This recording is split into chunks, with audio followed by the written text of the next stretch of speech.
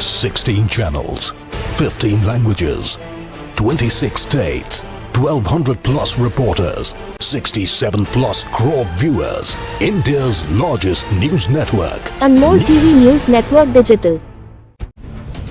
Uniform civil code के बारे में आज तक आप सिर्फ सुनते थे, लेकिन आज पाठशाला में यूनिफॉर्म सिविल कोड, समान नागरिक संहिता, इस पर कंप्लीट क्लास लगेगी कि यह होता क्या है, कैसे यूनिफॉर्म सिविल कोड पर मुस्लिम बेटियां पीएम मोदी के साथ खड़ी हो जाएंगी।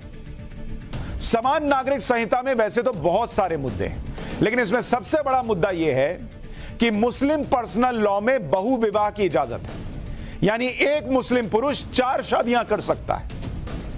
निकाह हलाला जैसे रिवाज जिन्हें कुप्रथा माना जाता है, वो मुस्लिम पर्सनल लॉ के मुताबिक वैध हैं।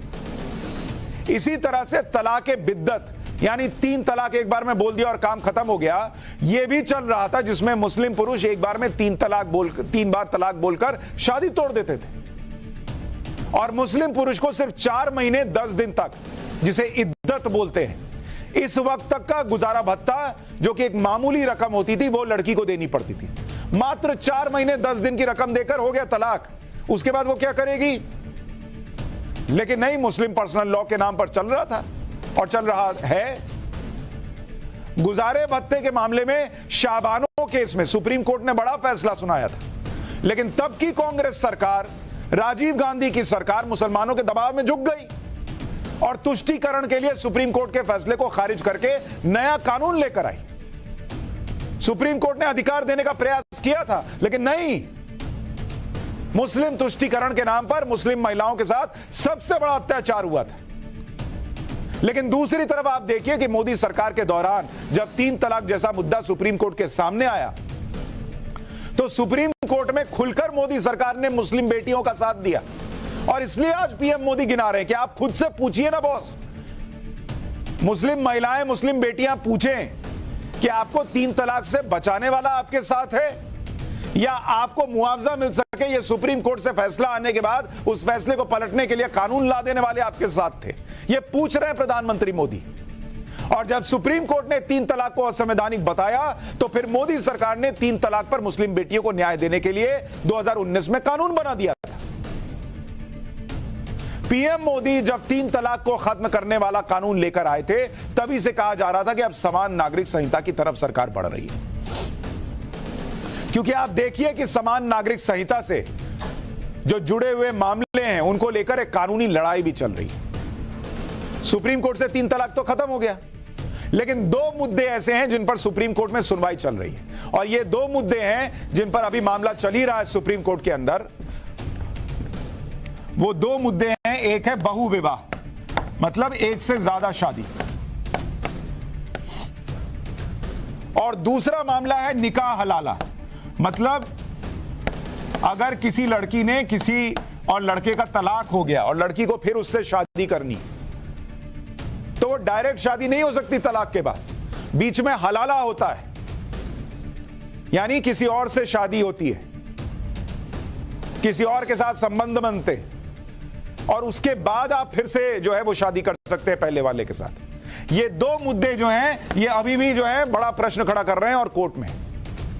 इसलिए यूनिफॉर्म सिविल कोड की बात होती रही है, जिसका मतलब है कि देश के सभी नागरिकों के लिए एक जैसा कानून हो, चाहे वो किसी भी धर्म का हो, पंथ का हो, संप्रदाय का हो, जाति का हो, सब एक कानून के दायरे में आए।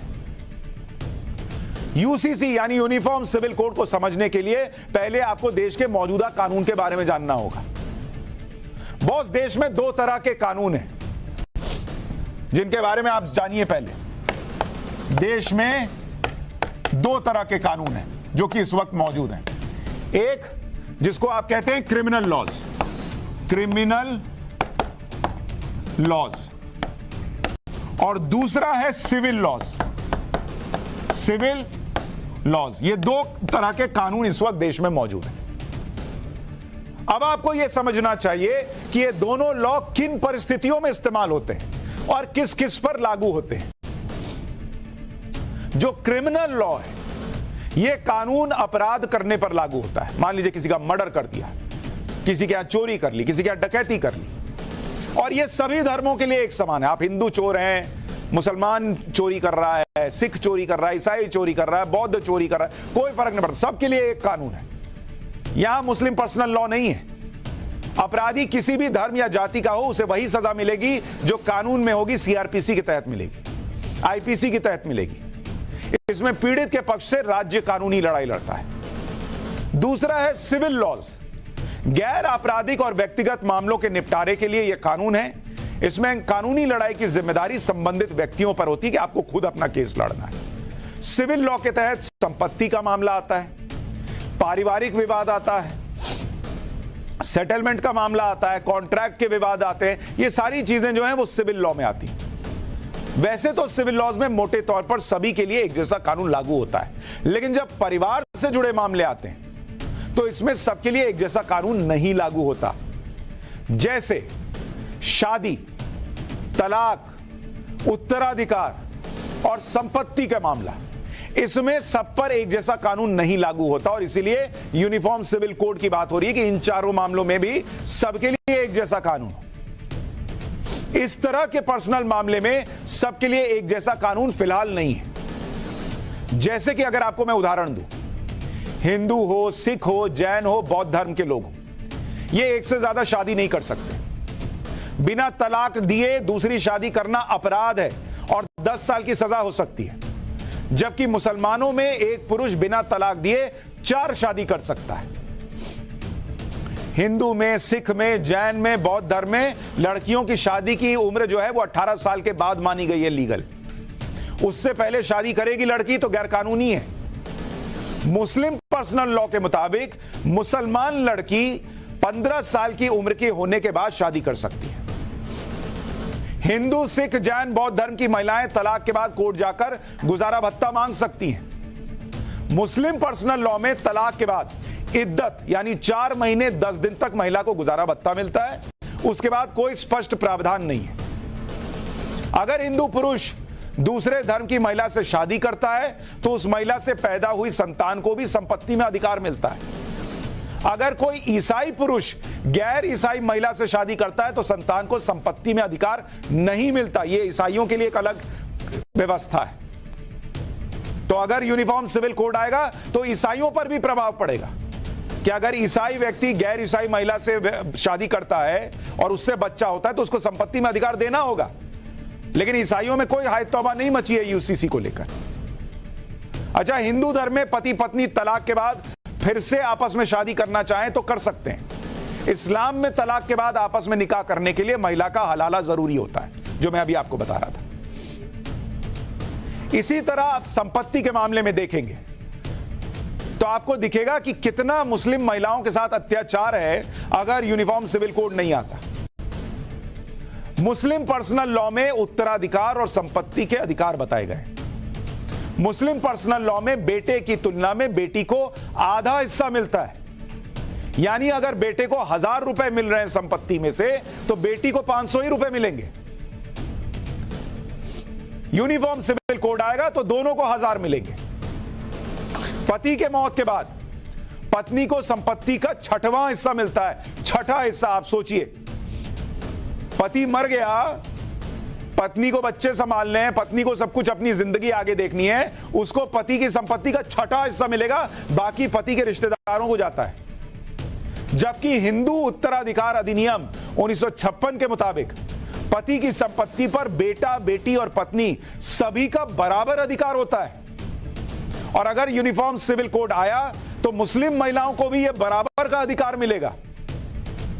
लेकिन नहीं, कुछ लोग हंगामा कर रहे हैं। इसके बारे में आपको और बताऊंगा। यह यूसीसी का विरोध करने वालों का डबल स्टैंडर्ड भी एक्सपोज करूंगा। लेकिन पहले आपको थोड़ा इतिहास में लेकर चलता हूं ताकि आपको पता चल सके कि यूनिफॉर्म सिविल कोड की बात आई कहां से।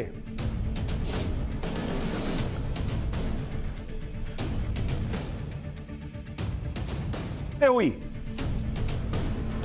क्योंकि कुछ लोगों को ऐसा लगता है कि यह सिर्फ बीजेपी या नरेंद्र मोदी सरकार की दिमाग की उपज है यूनिफॉर्म सिविल कोड। दरअसल यूनिफॉर्म सिविल कोड का मुद्दा सबसे पहले आज नहीं आया है 2014 के बाद, 1835 में उठा था जब अंग्रेजों का राज था। 1835 में ब्रिटिश सरकार ने एक रिपोर्ट पेश की।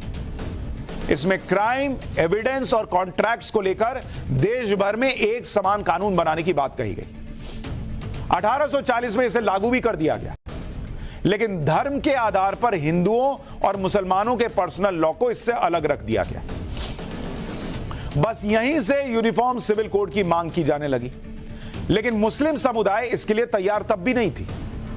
इसके बाद 1941 में BN राव कमेटी बनी, जिसमें यूसीसी की जगह हिंदुओं के लिए कॉमन सिविल कोड की बात की गई। मतलब मुसलमानों को साइड कर दिया गया, कहा गया हिंदुओं के लिए यूसीसी ले आइए, एक तरीके का कोड ले आइए। आजादी के बाद हो भी गया। आजादी के बाद हिंदुओं के कॉमन सिविल कोड पर संविधान सभा में चर्चा हुई और हिंदू कोड बिल पेश किया गया। और जब मुसलमानों के पर्सनल लॉ की बात आई तो भयंकर विरोध शुरू हो गया, जिसके बाद मुसलमानों के पर्सनल लॉ की बात छोड़ दी गई। तब नेहरू का क्या किरदार था, यह आगे बताऊंगा। इसके बाद 1951 में हिंदू कोड बिल संसद में पेश किया गया, जिसमें हिंदुओं की शादी, तलाक, उत्तराधिकार, संपत्ति जैसे मामलों में एक कानून बना। क्योंकि हिंदुओं के अंदर भी अलग अलग व्यवस्थाएं थी, तो उसको एक कर दिया गया। और कमोवेश बाकियों का भी यही हिसाब बैठा। बौद्ध धर्म में भी कमोवेश हिंदू कोड बिल जैसा ही मामला है, दूसरों का यही मामला है, सिखों का यही मामला है। हिंदू कोड बिल उस वक्त तो पास नहीं हो सका था, लेकिन इसी के आधार पर 1956 तक आते आते हिंदुओं के लिए 4 अलग अलग एक्ट बना दिए गए। आप यह भी समझिए कि भारत में हिंदुओं और अन्य धर्मों से जुड़े पर्सनल कानून संसद से पास हुए और उनमें समय समय पर संशोधन होता रहा। लेकिन मुसलमानों के मामले में ऐसा नहीं है। जैसे हिंदुओं से जुड़े कानूनों में एक है Hindu marriage act 1955, Hindu succession act 1956, उत्तराधिकारी कौन होगा, किसको क्या मिलेगा, यह सब इसमें है। Hindu minority and guardianship act 1956, Hindu adoptions and maintenance act 1956। इन सब में समय समय पर फेरबदल हुआ है। जबकि आप देखिए कि भारत में मुसलमानों के लिए जो इस्लामिक कानून पास हुआ वो अंग्रेजों के जमाने में हुआ और फिर कोई छेड़छाड़ नहीं हो सकी उसमें। मुस्लिम पर्सनल लॉ शरीयत एप्लीकेशन एक्ट 1937 में पारित हुआ, जब अंग्रेजों का राज था। इस कानून में भी मेहर के अधिकार, शादी की उम्र, तलाक की प्रक्रिया, बच्चे की कस्टडी, संपत्ति में महिलाओं के अधिकार पर चीजें स्पष्ट ही नहीं थी। जबकि वक्त के साथ मुस्लिम पर्सनल लॉ में बदलाव की जरूरत है। लेकिन ना बॉस, देश हो गया आजाद। 80 करोड़ हिंदुओं वाले देश में हिंदुओं के लिए कानून भी बन गया, उसमें संशोधन भी हो गया। लेकिन मुस्लिम संगठन यह कहकर विरोध करते हैं कि ना ना, आप शरिया कानून नहीं छू सकते, मुस्लिम पर्सनल लॉ नहीं छू सकते, क्योंकि उनके मुताबिक मुस्लिम के लिए शरीयत है और वो इसी के मुताबिक चलेंगे। अब पर्सनल लॉ को लेकर इस तरह का धर्म के आधार पर फर्क आप इस तरह से समझिए कि जब 1955 में हिंदू मैरिज एक्ट बना था, तो उसके बाद कोई भी हिंदू सिर्फ एक शादी कर सकता है और बिना तलाक दिए दूसरा विवाह करता है तो उस पर आईपीसी 494 लग जाता है। हिंदू ने अगर बिना तलाक दिए दूसरी शादी कर ली तो आईपीसी की धारा 494 के तहत उस पर केस चलता है और 7 साल की सजा हो सकती है किसी भी हिंदू पर। प्रावधान है कि भाई तुम्हारी पत्नी पहले से है और तुम उसको बिना बताए दूसरी शादी कर लिए, जेल जाओ। अगर कोई हिंदू धोखे से दूसरा विवाह करता है और पत्नी से छुपा कर रखता है तो उसे 10 साल की सजा हो जाएगी। मतलब शादी कर लिए और छुपा के भी रखे हो तो सजा 7 के बजाय 10 साल। यह कानून सिखों पर भी लागू है, जैनों पर भी लागू है, बौद्ध धर्म पर भी लागू है और ईसाई, पारसी, यहूदी भी अपने अपने नियमों के हिसाब से सिर्फ एक ही शादी कर सकते हैं। लेकिन सिर्फ मुसलमान भाई हैं जो 4 शादी कर सकते हैं। अच्छा, बहुत सारे मुस्लिम भाई ये कहते हैं, कई बार मैंने डिबेट वगैरह की तो कई लोग आते हैं तो कहते हैं आज की डेट में 4 शादी करता कौन है? अरे तो नहीं करते हैं तो आने दीजिए ना मुस्लिम पर्सनल लॉ, ये यूनिफॉर्म सिविल कोड। फिर ईगो का प्रश्न बना के बैठेंगे जब 4 शादी नहीं करते। और पुरुष 4 शादी कर सकते हैं, महिलाएं तो नहीं कर सकती अगर बराबरी है तो। इस पर आईपीसी की जो धारा है, आईपीसी 494, 7 साल की सजा का, वो होगा ही नहीं। 1 करो, 2 करो, 3 करो, 4 करो। कोई सजा नहीं हो रही। यूनिफॉर्म सिविल कोड को जब भी लागू करने की बात आती है तो मुस्लिम धर्मगुरु, मुस्लिम नेता विरोध शुरू कर देते हैं और ये तर्क दिए जाते हैं कि जब एक समान कानून लागू हो जाएगा तो मुस्लिम पर्सनल लॉ खत्म हो जाएगा या उसमें बड़े पैमाने पर बदलाव किए जाएंगे। इस्लाम में शादी, तलाक, पैतृक संपत्ति में अधिकार से जुड़ी जो प्रैक्टिस है वो खत्म हो जाएंगी और इससे मुसलमानों की पहचान खतरे में पड़ जाएगी। यूसीसी लागू हुआ तो धार्मिक स्वतंत्रता का उल्लंघन होगा। हिंदू पर्सनल लॉ के प्रावधान ही सभी धर्मों पर थोप दिए जाएंगे। और जो लोग यूनिफॉर्म सिविल कोड का विरोध कर रहे हैं उनका पहले डबल स्टैंडर्ड देखिए। उन्हें भारत में तो इस्लामिक देशों के हिसाब से शरिया जैसा कानून चाहिए, लेकिन सिर्फ पर्सनल मामलों में, शादी करने के मामलों में, संपत्ति के मामले में। और जब क्रिमिनल मामलों की बात आती है तो वो कहते हैं उन पर बाकी भारतीयों की तरह ही सीआरपीसी और आईपीसी लागू हो, तब मुसलमान पे अत्याचार नहीं होता सीआरपीसी आईपीसी में। जबकि खरी बात तो यह है कि जब पर्सनल लॉ शरीयत के मुताबिक चाहते हो तो फिर इस्लामिक देशों के वो कानून भी खुद पर लागू करने को कहो जो क्रिमिनल कानून मामलों में वहां पर किए जाते हैं। जैसे अफगानिस्तान में अगर एडल्ट्री करते हैं आप, किसी के साथ यौन शोषण करते हैं आप, तो कोड़े मारे जाते हैं, कोड़े, चमड़ी उधेड़ देते हैं। चोरी करने वालों के हाथ काट दिए जाते हैं। काहे नहीं बोलते कि ये सीआरपीसी आईपीसी हटाओ, जो मुसलमान चोरी करता है उसके हाथ काट दो, तब शरीयत खतरे में नहीं पड़ती, तब मुसलमान खतरे में नहीं आता, कोड़े खाने में दिक्कत लगती है। सऊदी अरब में ड्रग्स की तस्करी की सजा मौत है। ऐसे अपराधियों के सिर काट दिए जाते हैं, तब कानून याद नहीं आता, शरीयत कानून। इंडोनेशिया में जुआ खेलने, शराब पीने, समलैंगिक संबंधों या एडल्ट्री पर कोड़े मारने की सजा है। तब तो सीआरपीसी पसंद आता है, तब तो वही कानून पसंद आता है जो हिंदुओं पे चलना चाहिए। इसी तरह कतर में शराब पीने पर कोड़े मारे जाते हैं। जहां कोड़े पड़ने की बात है, जहां हाथ कटने की बात है, जहां गला कटने की बात है, वहां नहीं, हम हिंदू, मुस्लिम, सिख, ईसाई सब पर एक कानून चलेगा। और जहां चार शादी करनी है, जहां लड़की को अधिकार नहीं देना है, जहां हलाला करना है, वहां नहीं, अरे कैसे, हमारा अपना कानून है, आप कैसे छुएंगे बॉस। ये है डबल स्टैंडर्ड। आप ये भी समझिए कि जिस यूनिफॉर्म सिविल कोड के मुद्दे पर विरोध की इतनी राजनीति की जा रही है, वो मुद्दा आज का नहीं है। इस पे तो चर्चा तब से चल रही है जब संविधान बन रहा था। और मैंने आपको कहा था ना, बाईं जेब में संविधान वाला मामला रखिए। ओवैसी साहब हर दूसरे बात पर संविधान बोलते हैं। संविधान में क्या है सुनिए और क्या हुआ था। संविधान सभा की बैठकों में भी यूनिफॉर्म सिविल कोड पर बहस हुई थी और इसके इतिहास के बारे में जानिए। 23 नवंबर 1948 के दिन संविधान सभा ने, जो संविधान बनाने के लिए बैठ रही थी, उसने यूनिफॉर्म सिविल कोड पर बहस शुरू की। संविधान सभा के मुस्लिम सदस्यों मोहम्मद इस्माइल, नजीरुद्दीन अहमद, महबूब अली बेग ने यूसीसी का विरोध किया। मुस्लिम समुदाय ने कहा कि यूनिफॉर्म सिविल कोड को लागू करना अत्याचार होगा, जैसे आज ओवैसी कह रहे हैं। सरकार को किसी भी समुदाय के पर्सनल लॉ में दखल देने का अधिकार नहीं है, ये गिनाने लगे। मुस्लिम सदस्यों ने कहा कि जब अंग्रेजों ने पर्सनल लॉ में बदलाव नहीं किया तो आजाद भारत में ऐसा क्यों हो रहा है। अरे अंग्रेजों ने तो बहुत कुछ नहीं किया था, लेकिन आजाद भारत में हो रहा था ना। लेकिन नहीं, तब अंग्रेज याद आ गए।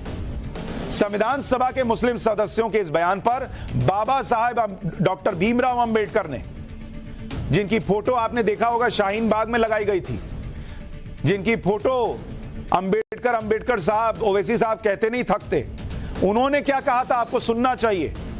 बाबा साहब भीमराव अंबेडकर ने यूनिफॉर्म सिविल कोड का समर्थन करते हुए कहा था कि 1935 तक नॉर्थ वेस्ट फ्रंटियर प्रोविंस में कोई शरिया नहीं था, वहां के लोग हिंदू कानूनों का ही पालन करते थे। यह अंबेडकर बता रहे थे वहां संविधान सभा में। 1939 में ब्रिटिश सरकार ने वहां के मुसलमानों के लिए शरिया कानून लागू किया था।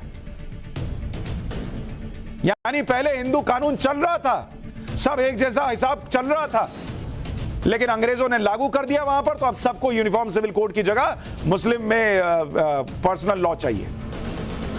इसी बहस के दौरान संविधान सभा के सदस्य के.एम. मुंशी ने कहा कि हिंदुओं में भी अलग अलग धार्मिक कानून हैं, क्या सभी हिंदू अपने अलग अलग कानून बना लें? यह सिर्फ अल्पसंख्यकों की बात नहीं है, इसका असर बहुसंख्यकों पर भी पड़ेगा। हमें पर्सनल लॉ से ऊपर उठकर सोचना होगा। हिंदुओं ने तो सोच लिया, कानून बन गया, लेकिन तब से लेकर आज तक कोई मुस्लिम पर्सनल लॉ को नहीं छुपाया। बाबा साहब अंबेडकर तो समान नागरिक संहिता के पक्ष में, लेकिन दूसरे कई नेता इसका विरोध कर रहे थे। इसी की वजह से समान नागरिक संहिता को संविधान में सिर्फ राज्य के नीति निर्देशक तत्वों में रख दिया गया। संविधान सभा में बहस के बाद यूनिफॉर्म सिविल कोड को संविधान के आर्टिकल 44 में शामिल किया गया। अब दाहिनी जेब से संविधान वाला निकालिए, जो मैंने कहा था रख लीजिए, क्योंकि हर बात पे संविधान करते हैं। आर्टिकल 44 क्या आपको पता है? उसमें यूसीसी किस रूप में आता है? सुनिए, संविधान के आर्टिकल 44 में लिखा हुआ है कि सरकार देश के सभी नागरिकों के लिए एक समान नागरिक संहिता लागू करने का प्रयास करेगी।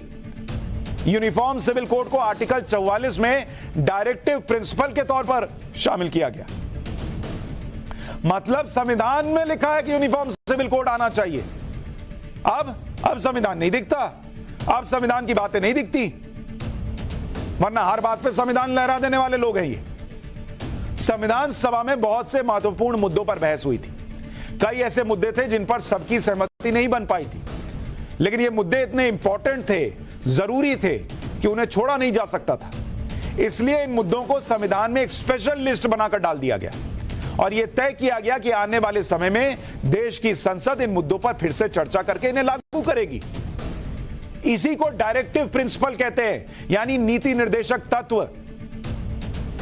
संविधान के भाग 4 में आर्टिकल 36 से लेकर आर्टिकल 51 तक नीति निर्देशक तत्व शामिल किए गए।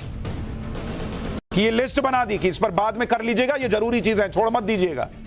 ये नीति निर्देशक तत्व है। इसमें आर्थिक, राजनीतिक, कानूनी, सामाजिक सब्जेक्ट शामिल हैं। यानी इन विषयों पर सरकार सुझाव या चर्चा के बाद कानून बना सकती है। लेकिन 70 साल से ज्यादा हो गए यूनिफॉर्म सिविल कोड, जो इसी नीति निर्देशक तत्वों में शामिल है, उसके बारे में जो संविधान में कहा गया कि सभी नागरिकों के लिए समान नागरिक संहिता लागू करने का प्रयास सरकार करेगी, वो 70 साल में नहीं हो पाया। और कैसे होता? अगर लागू कर देते तो मुसलमानों का तुष्टीकरण कैसे होता? मुसलमान नहीं पढ़ेगा, चलेगा। मुसलमान की बेटियों को न्याय नहीं मिलेगा, चलेगा। मुसलमान गरीब रह जाएगा, चलेगा। लेकिन मुसलमान वोट नहीं देगा, ये नहीं चलेगा बॉस। और इसीलिए 70 साल में किसी ने मुसलमान को नहीं समझाया कि तुम्हारा फायदा भी इसी में, मुस्लिम बेटियों का फायदा इसमें। आजादी के वक्त अपनी अपनी राजनीति की वजह से समान नागरिक संहिता लागू नहीं हो सकी। उस वक्त यूनिफॉर्म सिविल कोड को लेकर भारत के नेताओं में दो सोच चल रही थी। एक सोच अंबेडकर वाली थी कि यह पर्सनल लॉ को एक बार में हटाइए, ना हिंदू का पर्सनल लॉ चलेगा, ना मुसलमान का चलेगा, किसी का नहीं चलेगा, सबके लिए समान कानून हो। यह अंबेडकर चाहते थे, उनके साथ कुछ और लोग। दूसरी सोच नेहरू वाली थी, जिन्हें यह लगता था कि उस वक्त के माहौल में मुसलमानों के पर्सनल लॉ में कोई दखल नहीं देना चाहिए।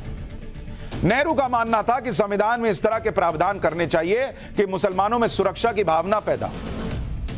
क्यों बॉस? सब बराबरी में लाने पर, सबको बराबरी में रखने पर मुसलमान क्यों असुरक्षित महसूस करेगा? यही तो भावना खत्म करनी थी। लेकिन नेहरू साहब वहां भी घुस गए और इसीलिए मुस्लिम पर्सनल लॉ में कोई दखल नहीं दिया गया। जबकि आजादी के तुरंत बाद हिंदुओं के लिए हिंदू कोड बिल लाया गया।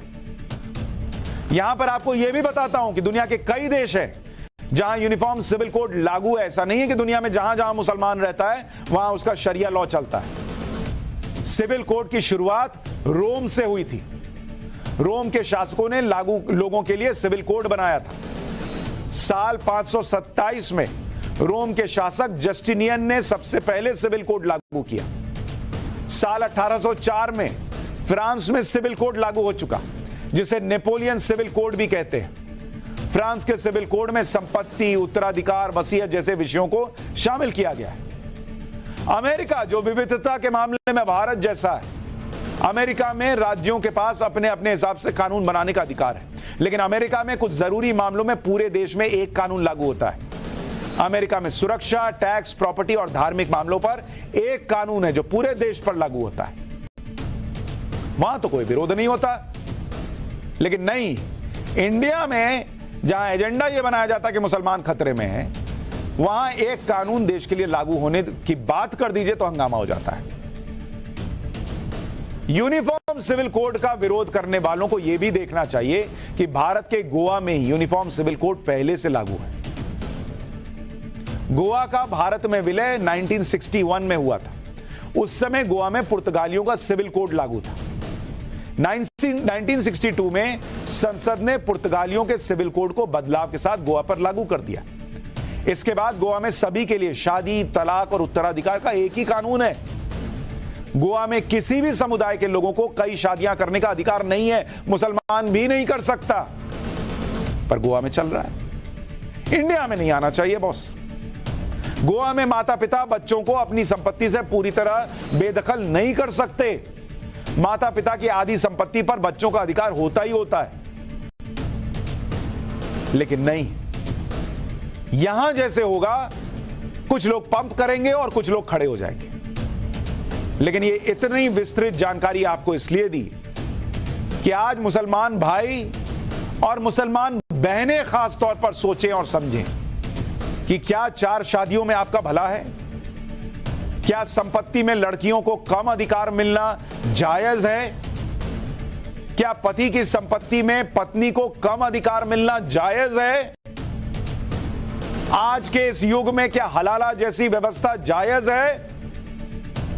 क्या मुस्लिम महिलाओं को यह स्वीकार है? इन प्रश्नों पर विचार कीजिएगा।